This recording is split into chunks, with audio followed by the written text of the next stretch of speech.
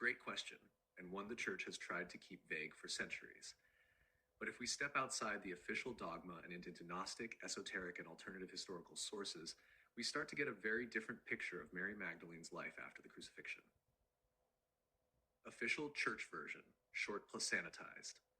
The traditional Catholic view is she witnessed Jesus' death and was the first to see him resurrected, John 20. Then, she basically disappears from Scripture.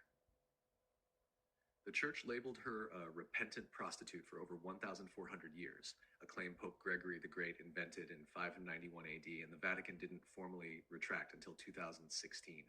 So mainstream Christianity just kind of drops her. Gnostic and esoteric versions, the juicy stuff. 1. She became the keeper of the teachings according to the Gnostic Gospels, like the Gospel of Mary, Pistis Sophia, and Gospel of Philip. Mary Magdalene was not a sinner, but a spiritual adept, possibly the closest disciple of Jesus. She received deeper teachings from him, especially about the soul's ascent, the pleroma, divine fullness, and how to bypass the archons, false rulers of the material world.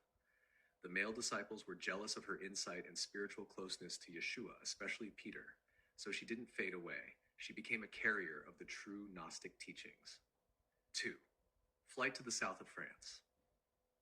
One of the most enduring legends, especially in French esoteric tradition, says that after the crucifixion, Mary fled Jerusalem with a few companions, including possibly Martha, Lazarus, and her daughter.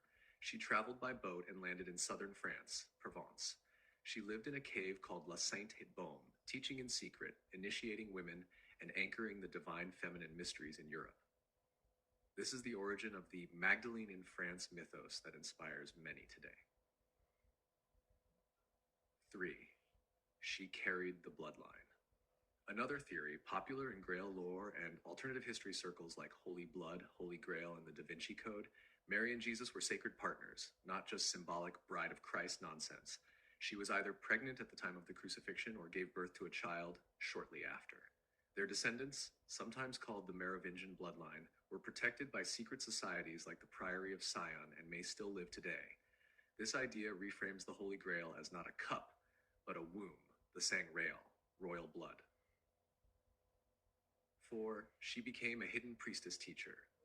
Some spiritual traditions say she continued Jesus' inner mystery school, especially the Path of the Rose, a sacred path of love, embodiment, and divine union, trained other priestesses and initiated soul remembrance practices to help people reclaim their divine spark, essentially what we call the Magdalene frequency today.